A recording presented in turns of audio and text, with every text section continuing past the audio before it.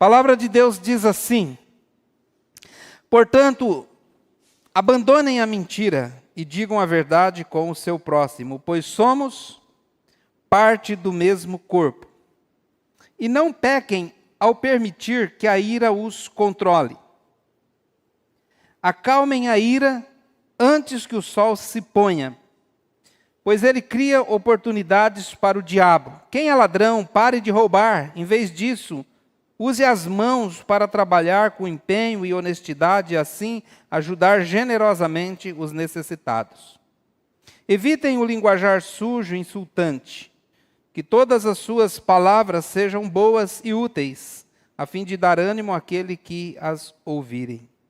Não entristeçam o Espírito Santo de Deus, o selo que ele colocou sobre vocês para o dia em que nos resgatará como sua propriedade. Livrem-se de toda amargura, raiva, ira, das palavras ásperas e da calúnia e todo tipo de maldade. Em vez disso, sejam bondosos e tenham compaixão uns dos outros, perdoando-se como Deus os perdoou em Cristo. Amém? Estou na 19ª mensagem no livro de Efésios. E o tema da mensagem hoje, já vai aparecer ali, ó.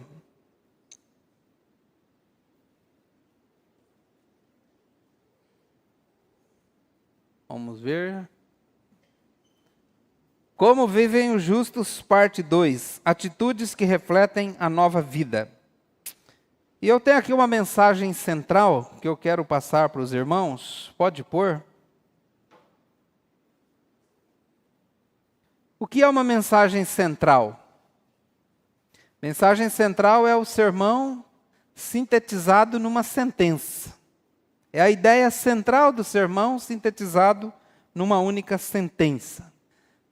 Eu coloco essa mensagem central para que fique claro para você do que vamos falar, qual é a nossa ideia central. E se você assimilar a mensagem central, você assimila o sermão. Vamos ler? A nova vida em Cristo exige uma transformação. A nova vida em Cristo exige uma transformação visível. Especialmente com atitudes de verdade, amor, bondade e perdão que honram a Deus e fortalecem a comunhão. Olha que interessante. A nova vida em Cristo, ela exige uma transformação, como nós já temos falado. Mas é algo que precisa ser visível. É algo que deve ser notório, a transformação. Como nós vamos ver hoje à noite, nesse texto que é um dos mais práticos do Novo Testamento. Então, uma transformação visível. Tem que ser notada claramente. Agora, essa transformação, ela acontece especialmente nos relacionamentos. É interessante que a Bíblia deixa claro que a transformação, ela é principalmente na maneira como nós tratamos uns aos outros. Quando você pega os 10 mandamentos, quem sabe os 10 mandamentos de cor? Quando você pega os 10 mandamentos, 4 mandamentos é o nosso relacionamento com Deus. Amarás o Senhor teu Deus, não terás outros deuses. E 6 mandamentos é como nos relacionamos com o próximo. Não roubar, não adulterar e tal. Então, a transformação em Cristo, o primeiro lugar, a primeira esfera onde vai refletir essa transformação é onde? Nos nossos relacionamentos. Com atitudes de verdade, bondade, amor, bondade e perdão, que honram a Deus e fortalecem a nossa comunhão. Então, na última mensagem, semana passada, nós aprendemos que quem está em Cristo não vive mais como os ímpios. E como que os ímpios vivem? Dominados pelo pecado, dominados pela ignorância espiritual e pelo endurecimento do coração. Vimos também que a vida dos justos começa com 3 passos. A transformação do justo começa com 3 passos fundamentais. Quais são? Abandonar a velha natureza, permitir que o Espírito renove a nossa mente e revestir-se de uma nova natureza criada segundo Deus. É como se nós tirássemos uma roupa velha e colocássemos uma roupa completamente nova. Então, irmãos, além disso, nós entendemos na prática que é preciso querer e seguir as instruções. É preciso querer e seguir as instruções. Por quê? Porque se a pessoa não quer, não quer. Como é que a gente lida? Como que a gente ajuda? Como que a gente ensina quem não quer? Me diga. Não quero. Você quer entregar sua vida para Jesus? Não, não quero. Você quer seguir Jesus? Não. Você quer andar no caminho de Jesus? Não, não quero. Interessante porque Jesus, ele nunca foi atrás de quem não queria. Jesus, quando veio, o que ele falou? Quem quiser, siga-me. E você subentende o quê? Que quem não quer, não me siga. Veio para o que era seu, que eram os judeus, mas os seus não o receberam. Mas a todos que o receberam, deu-lhes o poder de serem feitos filhos de Deus. Lá em Mateus capítulo 10, até foi citado aqui hoje pela manhã pelo irmão Dori Edson, quando Jesus enviou os 70 na missão de levar a paz nas casas, o que Jesus orientou eles dizendo? Cheguem numa casa e diga, paz seja convosco. Se eles receberem a sua paz, se eles quiserem, entrem, fiquem ali, leve a minha paz a eles. Mas se eles não quiserem, o que é para fazer? Mateus 10 ele diz, se alguém não os receber, nem ouvir suas palavras, sacudam a poeira dos pés, quando saírem daquela casa ou daquela cidade. Então, quem não quer, não quer. Então, o primeiro passo precisa querer. Querer. Porque se uma pessoa não quer, eu sei que às vezes nós ficamos assim agoniados, querendo a salvação de alguém, querendo que alguém mude de vida, querendo que ele seja transformado, mas o problema é que ele precisa querer. Meu cunhado é pastor na cidade de Maringá, e ele contou uma experiência que num sábado ele saiu com um grupo da igreja para evangelizar na rua.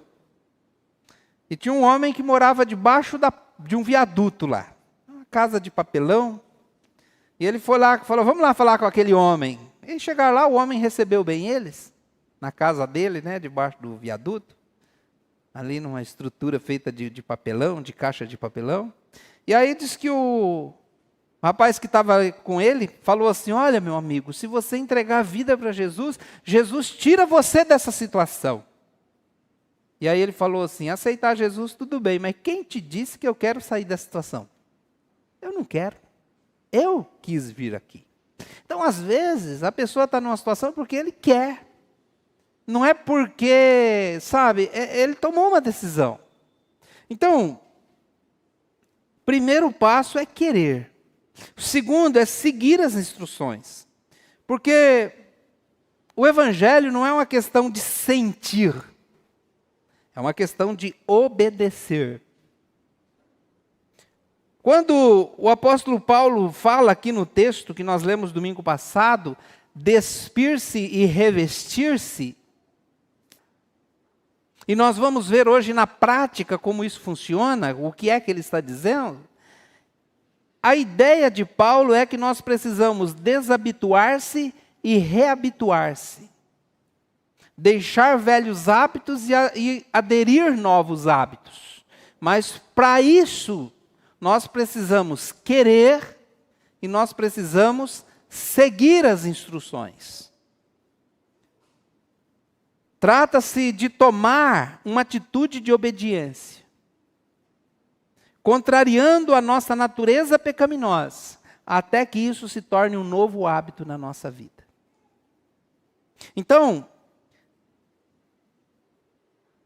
a pergunta é, você quer? E você está disposto a seguir as instruções?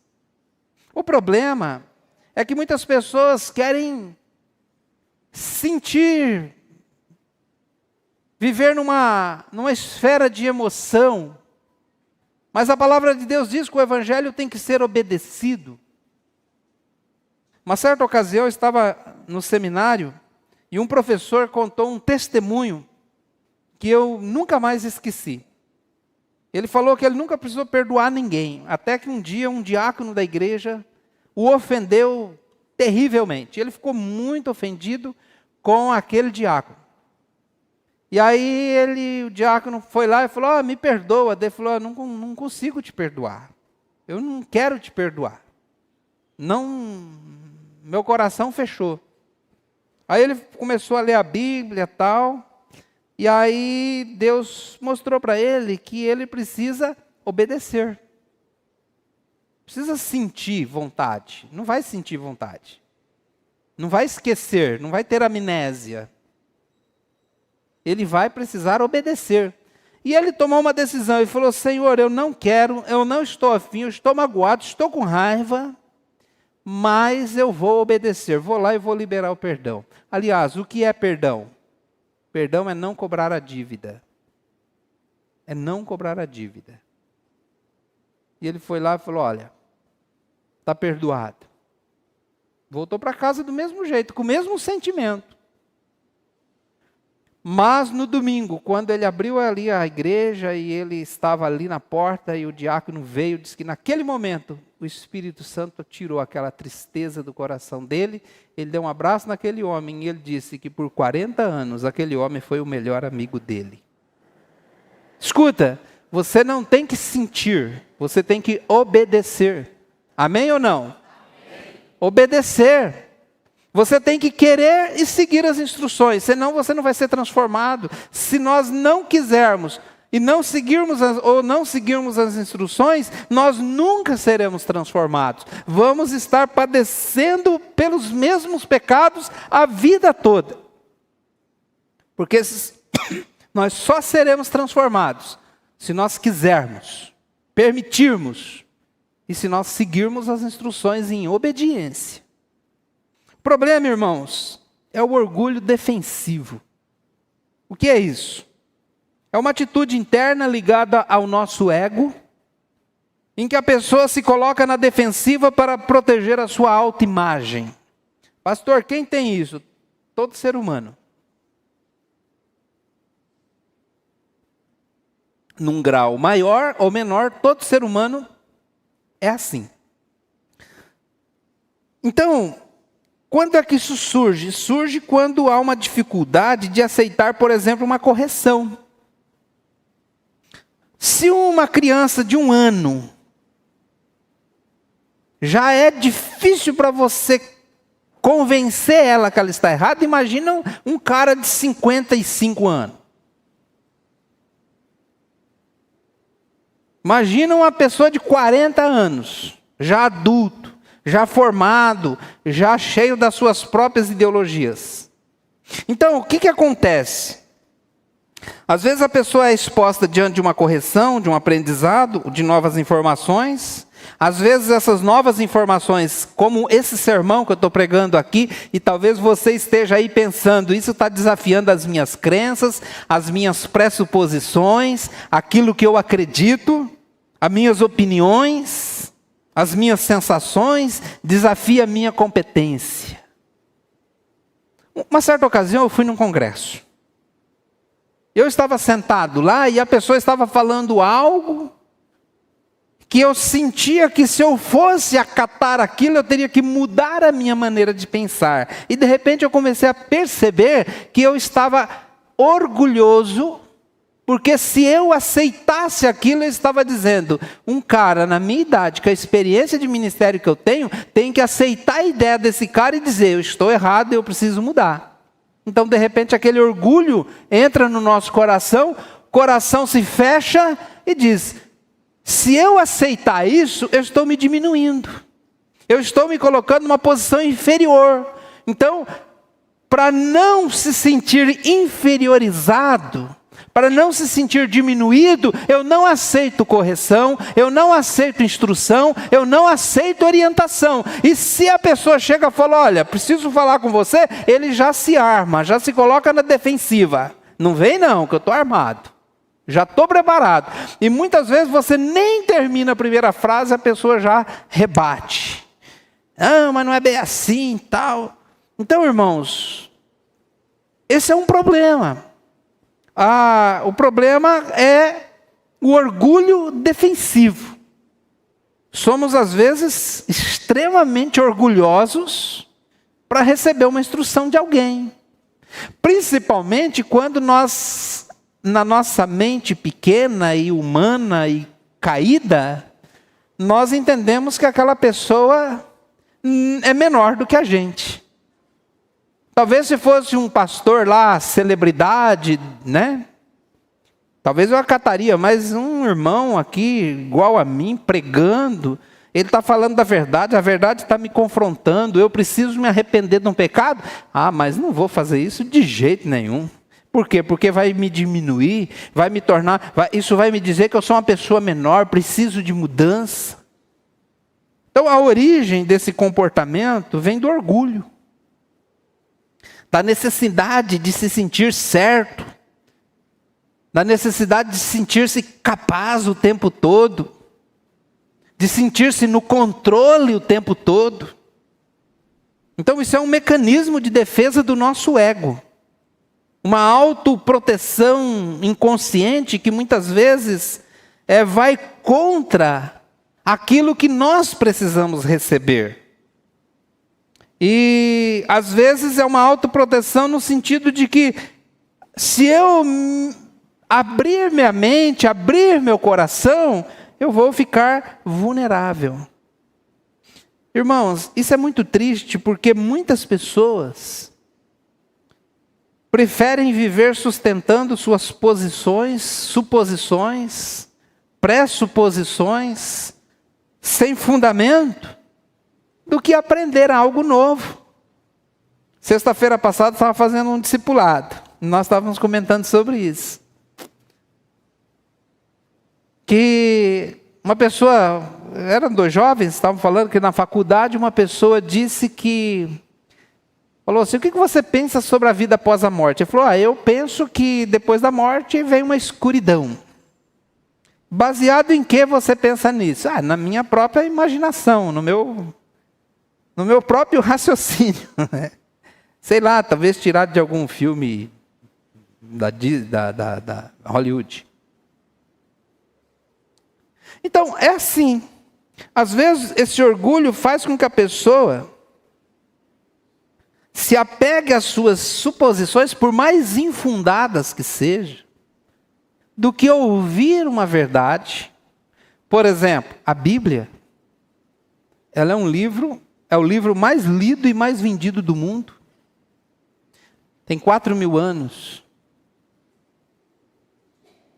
É um livro que tem transformado a vida de muita gente. Muitas pessoas estudam a Bíblia, estudam em seminários. Estudam para poder ensinar a espiritualidade.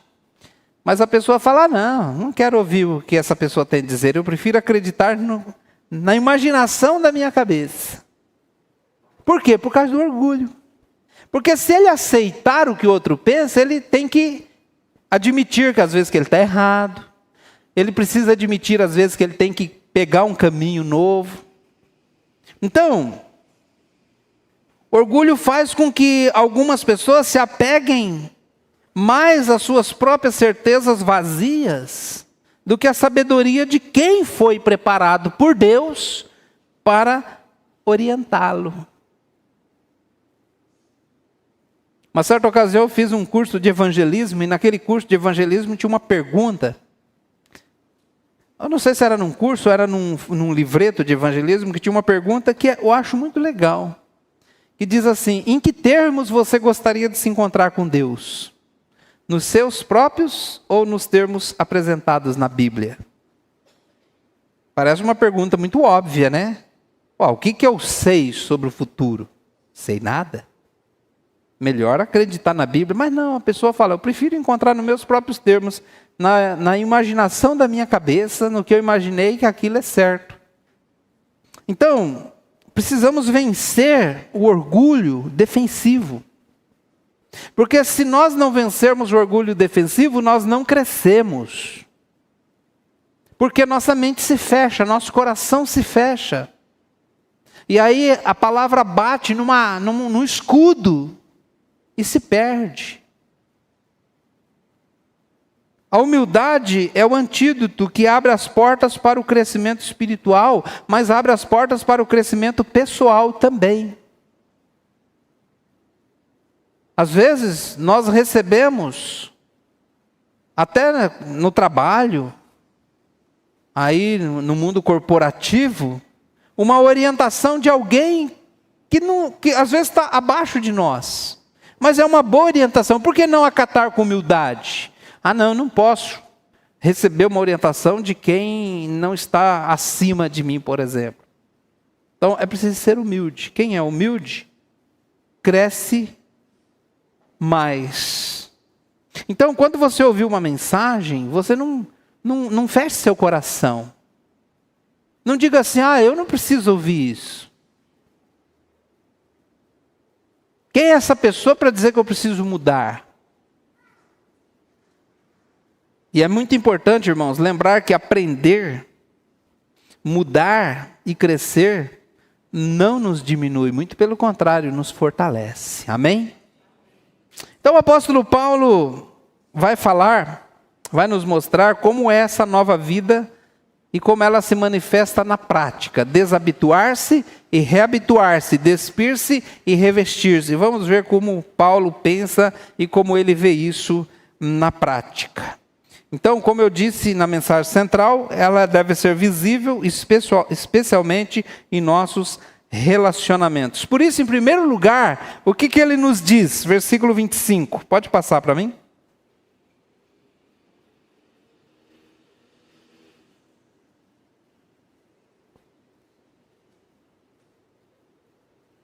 Não, o PowerPoint, meu irmão.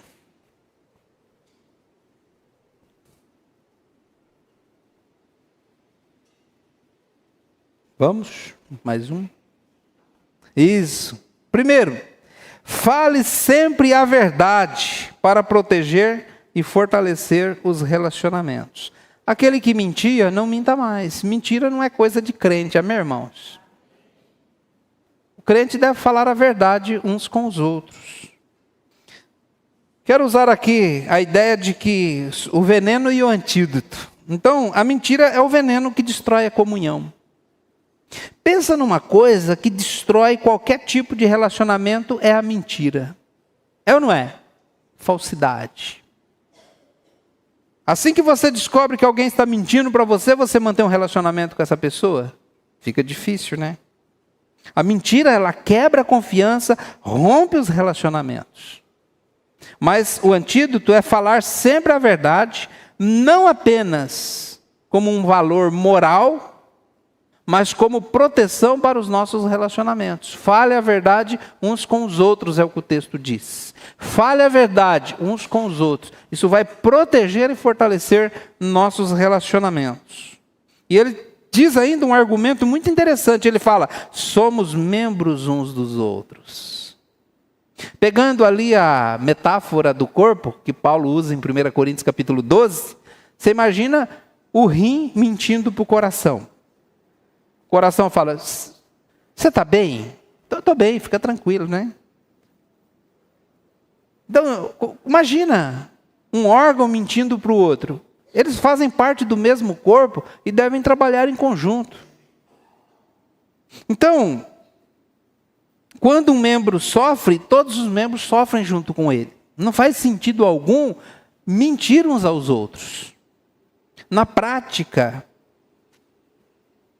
nós podemos ver que algumas pessoas mentem para evitar conflitos. Mas a mentira só adia o problema, mas gera mais dor depois. Diz o ditado, a mentira tem pernas curtas. Não vai muito longe. A verdade sempre prevalece. A verdade, mesmo que seja difícil, no primeiro momento, ela preserva e fortalece os relacionamentos. Então, na prática, como que eu vou desabituar-se e reabituar-se? Abandonar a mentira. A pessoa tem prática de mentira, e qualquer tipo de mentira, abandone a mentira, mas passe a falar a verdade uns com os outros. Segundo lugar, que Paulo nos diz, resolva os conflitos rapidamente para preservar a comunhão. Então, ele nos diz aqui, e não pequem ao permitir que a ira os controle. Acalmem a ira antes que o sol se ponha, pois ela cria oportunidade para o diabo. O veneno aqui, aos nossos relacionamentos, é a ira descontrolada. Irmãos, é fácil conviver com uma pessoa que é descontrolada na ira? Você conhece alguém assim? Não precisa falar nada. Pessoa que não controla o humor, é iracunda, é violenta, está sempre explodindo. Não é fácil. Mas, outra coisa que ele diz, conflitos não resolvidos alimentam mágoas, rancores e abrem espaço para o diabo. A ira descontrolada abre espaço para o diabo. A Bíblia diz que o diabo, lá em 1 João capítulo 5, diz que o diabo anda ao derredor, bramando como um leão, buscando quem possa devorar. Buscando uma oportunidade. E quando o diabo vê uma pessoa com a ira descontrolada, o que ele fala? Aí é a oportunidade que eu estou procurando. É essa pessoa que eu vou usar. Por isso o antídoto é controle a sua ira. A ira, ela pode até surgir, mas ela não pode nos controlar. A ira pode até surgir, mas ela não pode permanecer. Por isso o apóstolo Paulo diz, não deixe o sol se pôr antes que você resolva o problema da ira. Ou seja, resolva rapidamente seus conflitos. A ideia de não se pôr, o sol não se pôr, é porque o dia do judeu não é como o nosso. Nosso dia começa meia-noite, termina meia-noite, não é assim? O dia do judeu começa às 6 horas da manhã, termina às 6 horas da tarde. Das 6 da tarde às 6 da manhã é a noite. Então, quando ele fala, não se põe o sol sobre a vossa ira, ele falou, não deixa chegar até 6 horas da tarde, resolva antes. Por quê? Porque se você não resolver, você vai dar lugar para o diabo. Em vez de você dormir aquela noite, o diabo vai azedar teu coração. Ele vai colocar um veneno no teu coração, para que você acorde no outro dia acabado, cheio de rancor e de mágoa. Resolva logo, tem que resolver, resolva logo. Amém, irmãos? Essa é a orientação. Não deixe para depois, porque se deixar para depois, vai dar lugar para o diabo. Então vá lá, converse, peça perdão, perdoe, esclareça. Guardar mágoa é como você acender um fogo que destrói a paz dos relacionamentos. Eu já ouvi relatos de pessoas que ficaram 10, 20, 30 anos sem se falar. Pessoas da família. Recentemente alguém contou que uma mãe, ou um pai, não lembro, morreu chorando, pedindo que o filho viesse até onde ela estava para pedir perdão, e o filho não foi. Irmãos, assim vivem os ímpios, mas nós não podemos viver assim, porque a nossa nova natureza está em Cristo Jesus. Amém. Terceiro, trabalhe honestamente para poder ajudar quem precisa. O texto diz aqui, quem rouba, quem furtava, não furte mais. Quem é ladrão, pare de roubar. Em vez disso, use as mãos para trabalhar com empenho e honestidade e assim ajudar generosamente os necessitados. Então, qual é o veneno? O furto. O que é furto? É tomar para si algo que pertence a uma outra pessoa. Seja algo grande ou pequeno. Pode ser, às vezes, um carro, como pode ser uma caneta Bic. É furto.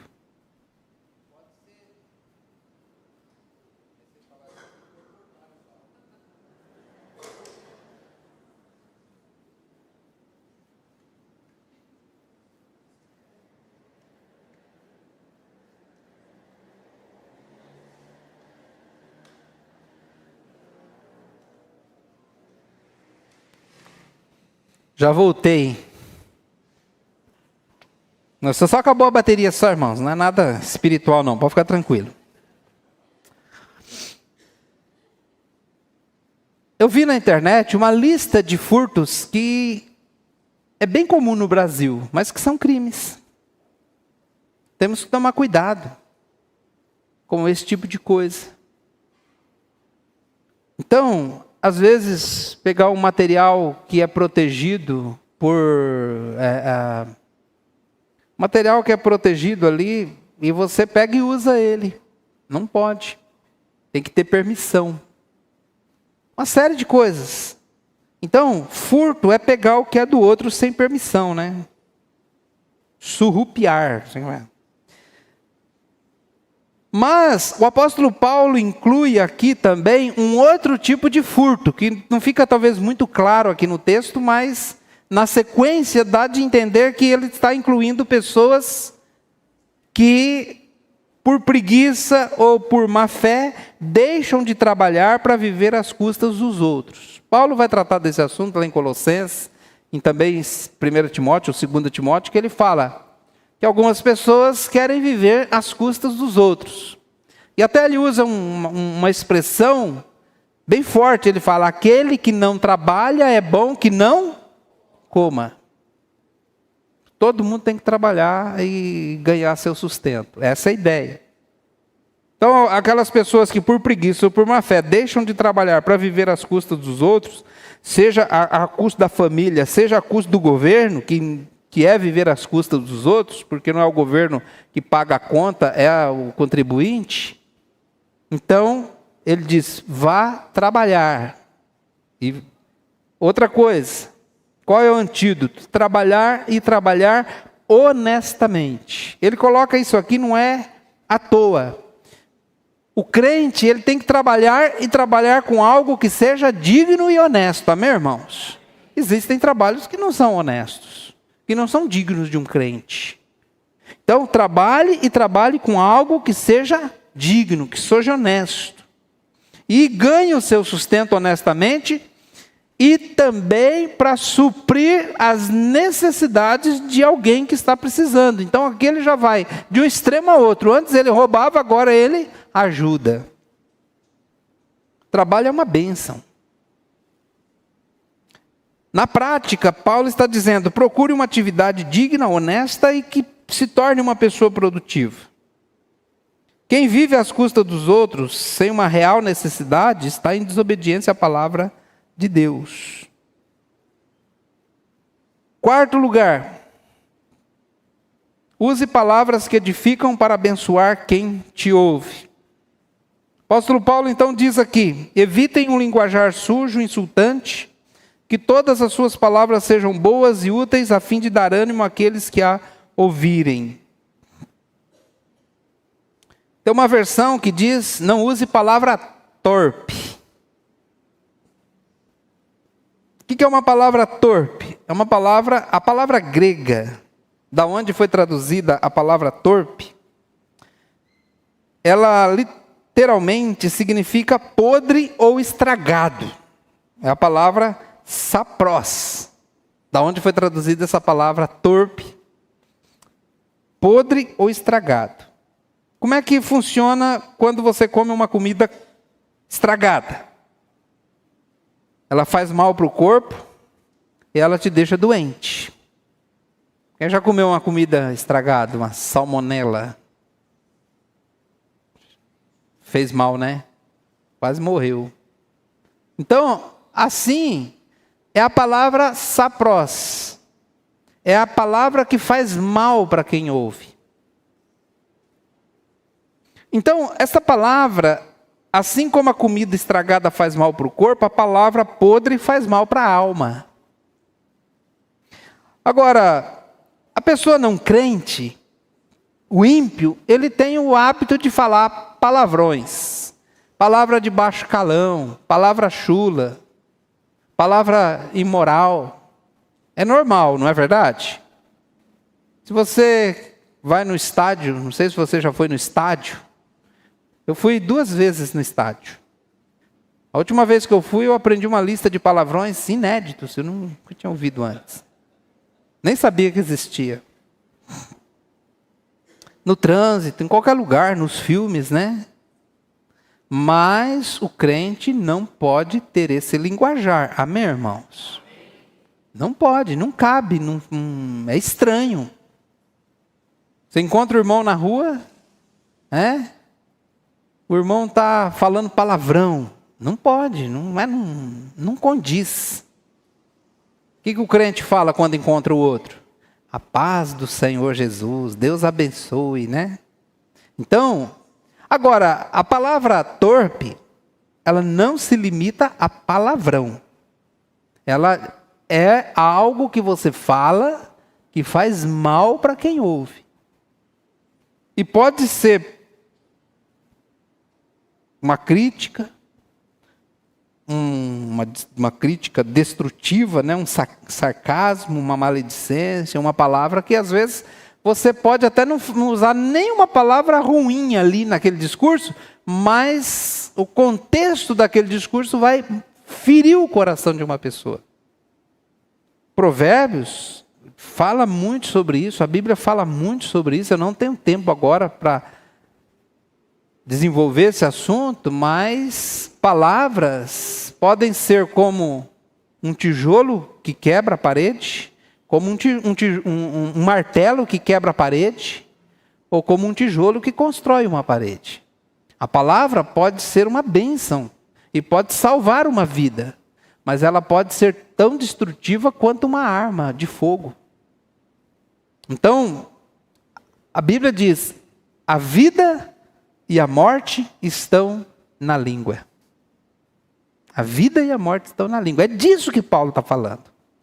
Que se você não tomar cuidado com o que você fala, você pode matar uma pessoa. Você pode ferir seriamente a alma de uma pessoa. E você quer ferir a alma de um irmão? Claro que não. Então, tome cuidado com o que você fala. Nem tudo que você quer falar deve ser falado. Às vezes não é para falar. Então, tem hora que é hora de ficar calado. Por isso que a Bíblia diz: chorai com os que choram. Tem hora que é só chorar junto, não precisa falar nada. Tem hora que a pessoa fala assim: olha, eu não sei o que dizer. Fica quieto então. Já não sabe o que dizer, mas pensa numa hora boa para ficar quieto. Mas não falar nada. Nós, os seres humanos, temos a péssima ideia de querer dar nossa opinião para tudo quanto é coisa. Opinião, quando alguém pede, já não é tão legal. Imagina quando uma pessoa não está pedindo a opinião. Né? Então, se alguém pedir sua opinião, nessas palavras, pense bem. E aí você fala. Agora, se não pedir opinião, deixa quieto. Provérbios tem um versículo que fala que aquele que passando se mete em questão alheia é como quem passa e pega um cão pelas orelhas. Faça um teste. Dia que você vê um quintal que tem um pitbull ou um pastor alemão, cata ele pelas orelhas. É assim aquele que fica dando opinião, pitaco na vida dos outros sem pedir.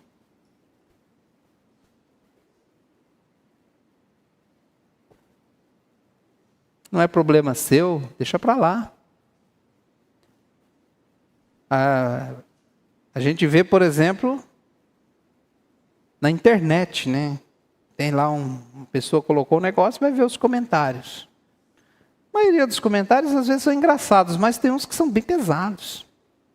Então, palavras podem intoxicar relacionamentos, gerar mágoas, rancores, causar divisões na igreja, adoecer emocionalmente, adoecer espiritualmente e pode até destruir uma comunidade inteira. Então, qual é o antídoto? Use palavras que edificam e que fortalecem e abençoam a pessoa que ouve. Então, na prática, você deve evitar palavras grosseiras, palavrões, coisas de baixo calão. O crente não deve usar esse tipo de linguagem, obviamente. Mas também você deve usar um filtro, que é: o que vou dizer vai edificar ou vai destruir? Vai abençoar ou vai ferir? Vai fazer bem ou vai fazer mal? Pergunte para você isso. Eu quero falar isso aqui para aquela pessoa, mas o que eu vou falar vai fazer bem ou vai fazer mal? Pense bem. Se não for abençoar, se não for conceder graça a quem ouve, não diga. Não diga, porque diz o ditado: boca fechada não é da mosquito. Amém, irmãos? Quinto lugar. Antes de passar para o próximo, aí ele tem um alerta aqui no versículo 30, dá uma olhada. Ele diz: não entristeça o Espírito Santo de Deus, o selo que ele colocou sobre você para o dia em que nos resgatará como a sua propriedade. Então, a Bíblia é clara em dizer que o Espírito Santo de Deus habita em nós. Amém, irmãos?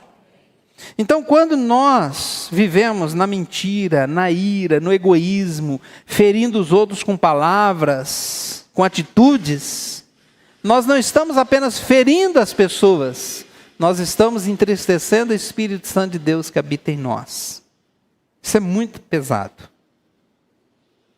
O Espírito Santo é como uma pessoa sensível na santidade, né? Ele se alegra quando nós obedecemos, mas ele fica triste quando nós desobedecemos. Às vezes você pensa, né? Fala assim: olha, eu estava na célula quinta-feira passada, estávamos falando sobre isso, discutindo os termos da mensagem passada. E tinha uma pergunta lá, né? O que indica que realmente fomos transformados? E a resposta é: quando estou sozinho. Quem sou eu quando estou só com eu mesmo? Todo mundo se comporta bem quando o pastor está do lado, o pai e a mãe estão do lado. É ou não é? Se comporta bem.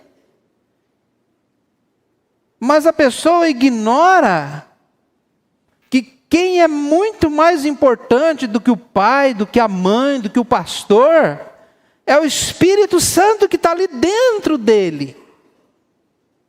E que está entristecido pelas atitudes que ele está tomando. Antes de pedir perdão para a pessoa lá que você ofendeu, peça perdão para o Espírito Santo. Fala: eu te entristeci. Eu quero te alegrar. Eu quero te honrar. Eu quero que o Senhor se alegre com as minhas atitudes. Amém, irmãos? Quinto lugar. E último lugar.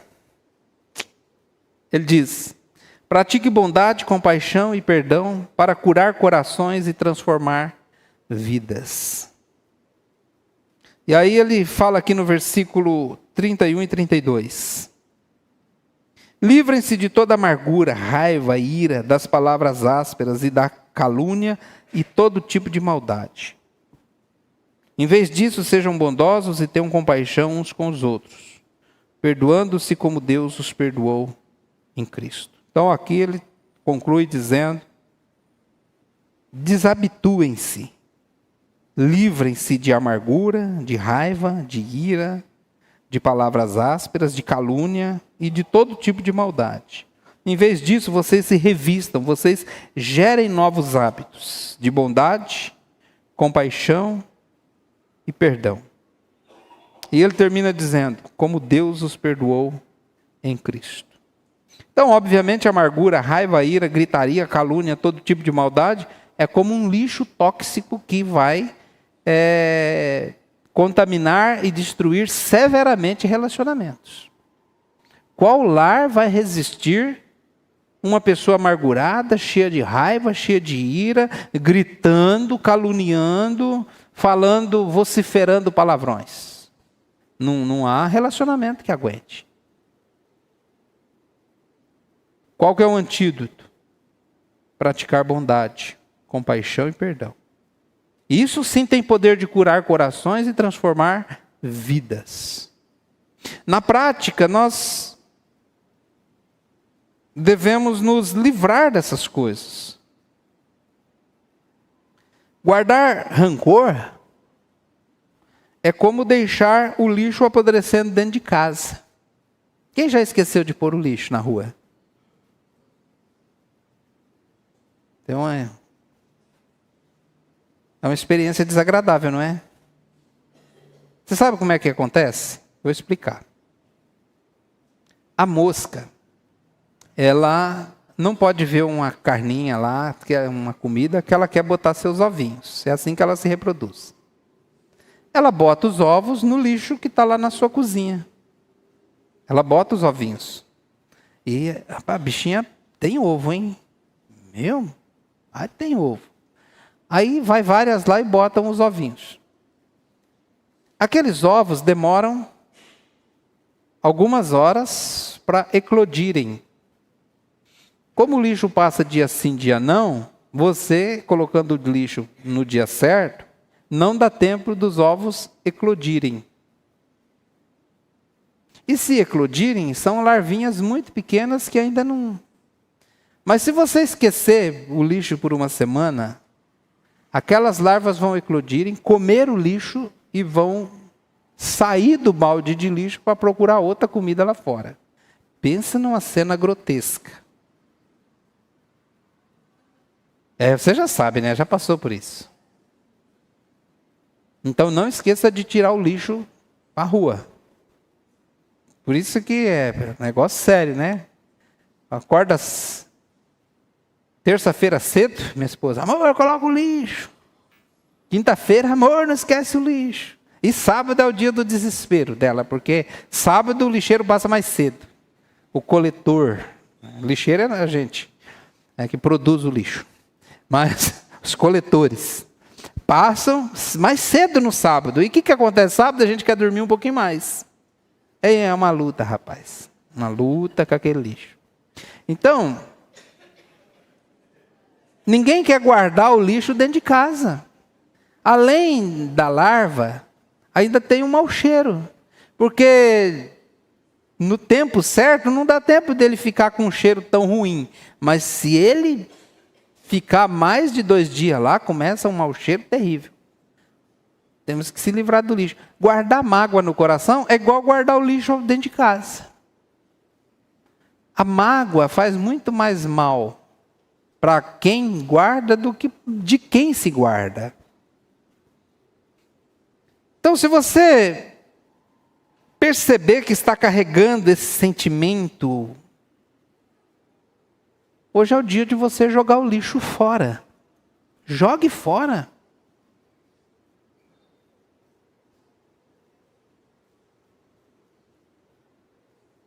E o padrão nosso não é o que as pessoas fazem com você, mas foi o que Deus fez em Cristo Jesus por você.